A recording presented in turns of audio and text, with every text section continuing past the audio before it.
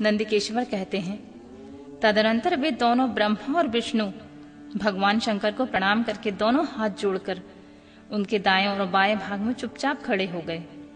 फिर उन्होंने वहां साक्षात प्रकट पूजनीय महादेव को श्रेष्ठ आसन पर स्थापित करके पवित्र पुरुष वस्तुओं द्वारा उनका पूजन किया।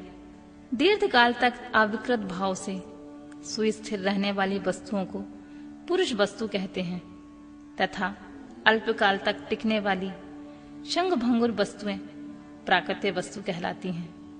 इस तरह वस्तुओं के दो भेद जानने चाहिए। किन पुरुष वस्तुओं से उन्होंने भगवान शिव का पूजन किया यह बताया जाता है।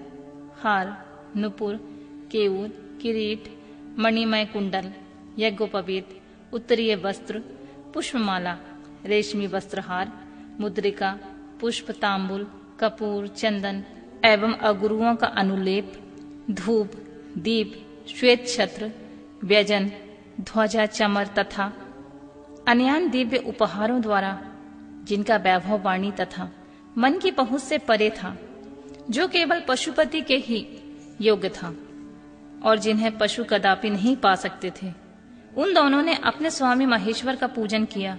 सबसे पहले वहां ब्रह्मा और विष्णु ने भगवान शंकर की पूजा की। इससे प्रसन्न हो भक्ति पूर्वक भगवान शिव ने बड़े नम्र भाव से खड़े हुए उन दोनों देवताओं को मुस्कुराकर कहा, पुत्रों, आज का दिन एक महान दिन है। इसमें तुम्हारे द्वारा जो आज मेरी पूजा हुई है, इससे मैं तुम लोगों पर बहुत प्रसन्न हूँ। यही कारण है कि यह दिन परम और पवित्र महान से महान होगा। आज की यह तिथि शिवरात्रि के नाम से विख्यात होकर मेरे लिए परम प्रिय होगी।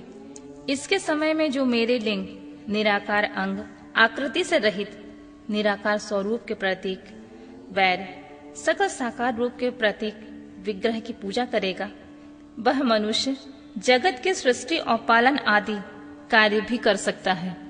जो शिवरात्रि को दिन रात निराहार एवं जितेंद्रिय रहकर अपने शक्ति के अनुसार निश्चल भाव से मेरी यथोचित पूजा करेगा, उसको मिलने वाले फल का वर्णन सुनो।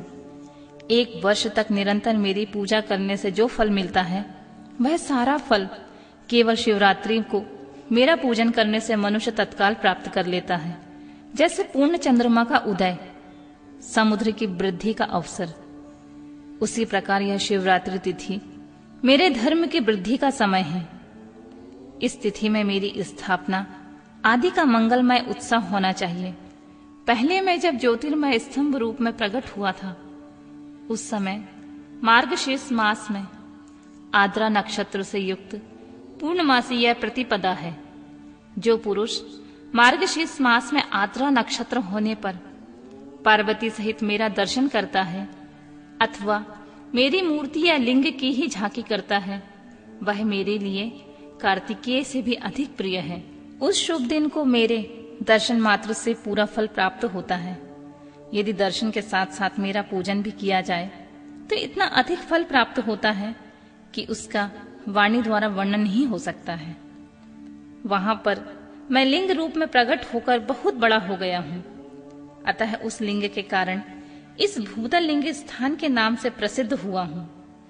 जगत के लोग इसका दर्शन और पूजन कर सकें, इसके लिए यह अनादि और अनंत ज्योति स्तंभ अथवा ज्योतिर्मय लिंग अत्यंत छोटा हो जाएगा। यह लिंग सब प्रकार के भोग सुलभ कराने वाला तथा भोग और मोक्ष का एकमात्र साधन है। इसका दर्शन, स्पर्श और ध्यान किया जाए तो यह प्राणियों के जन्म और मृत्यु के कष्ट से छुड़ाने वाला है।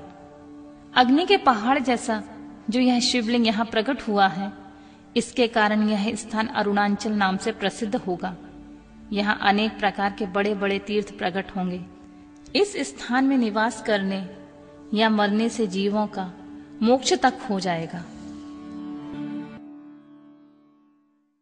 महादेव ने कहा, साकार और निराकार मेरे 2 रूप हैं, किसी दूसरे के ऐसे रूप नहीं हैं।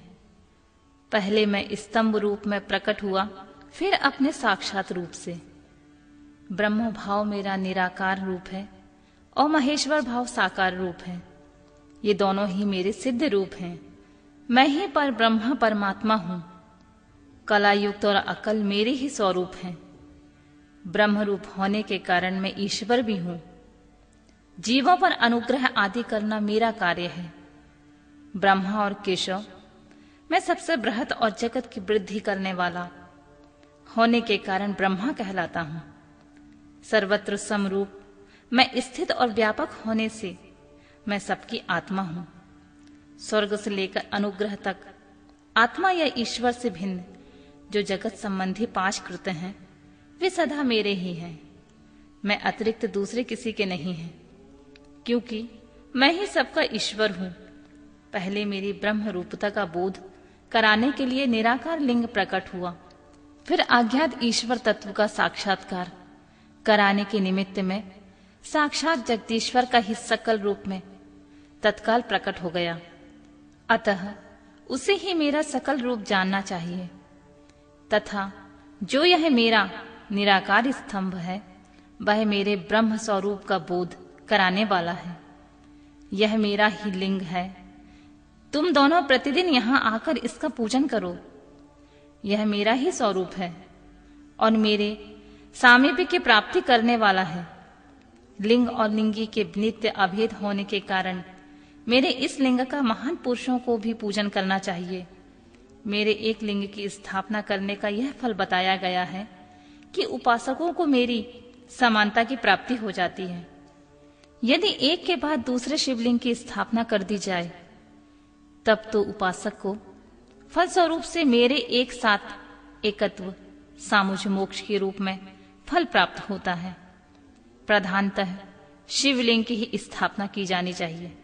मूर्ति की स्थापना उसकी अपेक्षा गौण कर्म है। शिवलिंग के आभाव में सब ओर से सवेर अर्थात मूर्ति युक्त होने पर भी वह स्थान क्षेत्र नहीं कहलाता है।